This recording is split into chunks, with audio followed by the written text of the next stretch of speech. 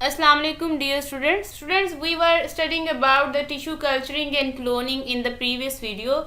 Now we are going towards the identical twins. Identical twins क्या होते हैं and how they form. We will study a little about it now. इसमें first question ये है कि identical twins क्या होता है in higher vertebrates including man zygote after fertilization undergoes cleavage. तो क्या होता है कि फर्टिलाइजेशन जब हो जाती है तो जाइगोट की क्लीवेज होती है, सेल डिवीजन बाय माइटोसिस। जब एम्ब्रियो 2 सेल स्टेज पे होता है, दो ब्लास्टोमर्स ये कि एक दूसरे के साथ रहने की बजाय वो सेपरेट हो जाते हैं और दो इंडिपेंडेंट जाइगोट्स की तरह बिहेव करते हैं और हर जाइगोट जो है एक नया इंडिविजुअल बन जाता है। और ये दोनों ऑर्गेनिज्म बिल्कुल माइटोसिस के प्रोडक्ट्स हैं, तो माइटोसिस के प्रोडक्ट्स हमेशा एक दूसरे के आइडेंटिकल होते हैं और जेनेटिक मेकअप इनका सेम होगा, इसे हम कहेंगे आइडेंटिकल ट्विंस। ठीक है, और आपको पता है ये माइटोसिस के थ्रू हुआ है, सो एसेक्सुअली प्रोड्यूस हुए हैं ये। So this is the definition of identical twins. This is very important definition regarding board examination. And next definition is of fraternal twins और ट्रिपलेट्स। बाजू का स्टूडेंट्स ऐसा होता है more than one egg is produced by the female and all the eggs are independently fertilized forming 2 or more zygotes. These zygotes develop into new offsprings but with different genetic combinations. Such a twins or triplets are called fraternal twins or triplets. They are produced sexually. तो होता basically क्या है, एक से ज़्यादा eggs जो है ना वो फीमेल के अंदर प्रोड्यूस होते हैं और ये तमाम एग्स जो हैं वो स्पर्म के साथ फर्टिलाइज करके इंडिपेंडेंटली ज़्यादा जाइगोट बना देते हैं और ये जाइगोट जो हैं वो नए ऑफस्प्रिंग बना देते हैं। ठीक है, और ये ऑफस्प्रिंग जो है स्टूडेंट्स वो बिल्कुल एक दूसरे से डिफरेंट होते हैं जेनेटिकली। इनको हम कहते हैं फ्रेटर्नल ट्विंस या ट्रिपलेट्स। और याद रखिएगा ये मियोसिस के थ्रू बनते हैं या सेक्सुअली बनते हैं। So this is the definition of fraternal twins और triplets. So both of these definitions are important and the difference between them may also be asked in exams. Alright students, our next topic is sexual reproduction. First of all, let me make one thing clear to you that we are going to study the difference between asexual and sexual reproduction, but firstly make a brief concept of sexual reproduction. Sexual reproduction में दो parents होते हैं, ठीक है, और इसमें sexual reproduction में meiosis होती है, ठीक है। और उसके बाद ये है कि मियोसिस के रिजल्ट में आपको पता है कि जेनेटिक रिकम्बिनेशन होगी और फिर ये है कि जो ऑफस्प्रिंग बनेंगे वो एक दूसरे से डिफरेंट होंगे, आइडेंटिकल नहीं होंगे, ठीक है। So this is the brief concept of sexual reproduction. So here it is the difference between asexual and sexual reproduction. asexual reproduction में only one parent होता है जबकि usually दो parents होते हैं। sexual reproduction में gametes नहीं बनते क्योंकि parent ही एक होता है, तो gametes कैसे बनेंगे, जबकि sexual reproduction में gametes बनते हैं, right? meiosis नहीं होती है asexual reproduction में, while meiosis is present at some stage in life in sexual reproduction. Next, so furthermore जो differences हैं between sexual and asexual reproduction, and offsprings are identical to parent in asexual reproduction, जबकि offspring as I have already told you about it कि offspring जो हैं वो parent जैसे नहीं होते sexual reproduction में, राइट। तो कॉमनली प्लांट्स में होती है एसेक्सुअल रिप्रोडक्शन, लेकिन मेजॉरिटी प्लांट और एनिमल हाई लेवल ऑर्गेनिजम्स उनमें जो है सेक्सुअल रिप्रोडक्शन होती है, राइट। और इसमें क्या होता है कि rapid production of large number of offspring asexual reproduction में, जबकि sexual reproduction में in contrast to asexual there is less rapid increase in number.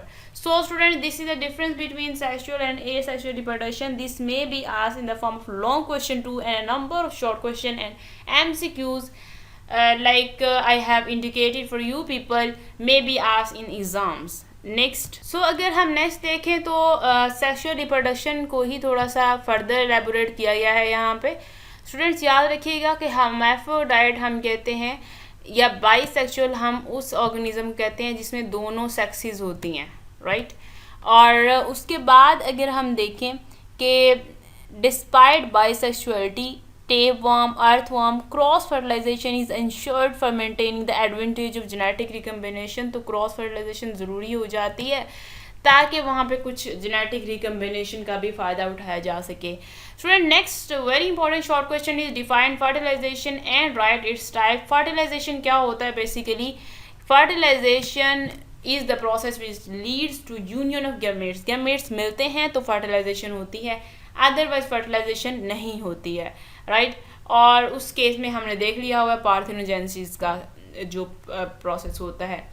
उसके बाद हम देखते हैं इसमें दो हैं, एक है एक्सटर्नल फर्टिलाइजेशन जो कि बॉडी से बाहर होती है और एक होती है इंटरनल फर्टिलाइजेशन जो कि बॉडी के फीमेल की बॉडी के अंदर होती है, right. So these are the two types and this may be asked in the form of short question. So next is the external fertilisation.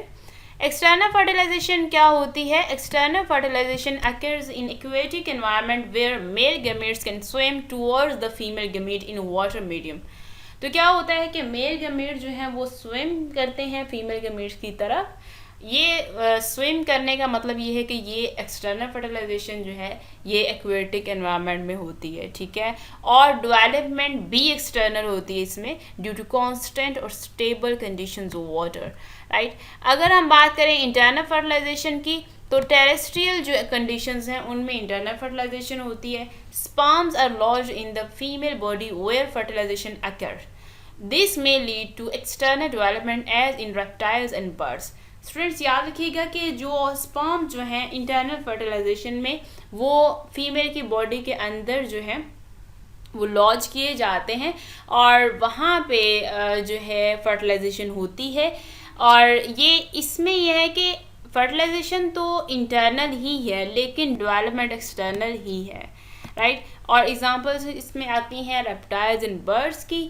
और next are the three important terms. What is difference between oviparous and viviparous और differentiate between the terms oviparous, viviparous and ovoviviparous. तो students आपको इन तीनों में major differences का जो बिल्कुल क्लियर कट पता होना चाहिए. Like we are going to study the first term that is oviparous. Oviparous क्या होती है? तो oviparous animals वो होते हैं जो कि शेल्ड एग ले करते हैं, ठीक है. और शेड एग वो इसलिए ले करते हैं ताकि जो डेवलपिंग एम्ब्रियो है उसको हार्श टेरेस्ट्रियल कंडीशंस में भी प्रोटेक्ट किया जा सके, राइट. ये है ओविपेरस, ठीक है. इनमें एग्जांपल्स आपको पता है बर्ड्स की एग्जांपल इसमें मोस्टली आती है. Next is the viviparous. Viviparous mostly mammals होते हैं, इनमें मैन भी इसमें ही आता है. उसमें क्या है कि फर्टिलाइजेशन तो इंटरनल होती है लेकिन डेवलपमेंट भी इंटरनल ही होती है, नॉट एक्सटर्नल, राइट. और इसमें क्या होता है कि एम्ब्रियो की डेवलपमेंट फीमेल बॉडी के अंदर होती है जिसके बाद जब डेवलपमेंट कंप्लीट हो जाती है तो जो फीमेल है it gives birth to young one. इन एनिमल्स को हम कहते हैं विविपेरस. उसके बाद हमारे पास ओवोविविपेरस है. कुछ मैमल्स हैं like duckbill, platypus and spiny anteater. इनमें क्या होता है कि इंटरनल फर्टिलाइजेशन है और इंटरनल ही डेवलपमेंट होती है लेकिन शेड एग के अंदर होती है. और जब डेवलपमेंट कंप्लीट हो जाती है तो वो शेड एग को ही ले करते हैं और उस शेड एग से हैच करता है ऑफस्प्रिंग, ठीक है. इसे हम कहते हैं ओवोविविपेरस कंडीशन. स्टूडेंट्स ओवोविविपेरस और विविपेरस दोनों जो हैं ये अपने यंग को ज़्यादा प्रोटेक्ट करते हैं क्योंकि वो शेड एग ले करते हैं, ठीक है. और नरिशमेंट जो है वो स्टोर्ड फूड इन एग से मिलती है या through placenta by mother. So this is a sort of nourishment, right? A number of short questions and MCQs have been selected from this topic, and this topic is also important with reference to long question if they talk about the difference between these terms, right? Our today's topics have been completed with brief description and the next topics will be studied subsequently. Okay, thank you very much students.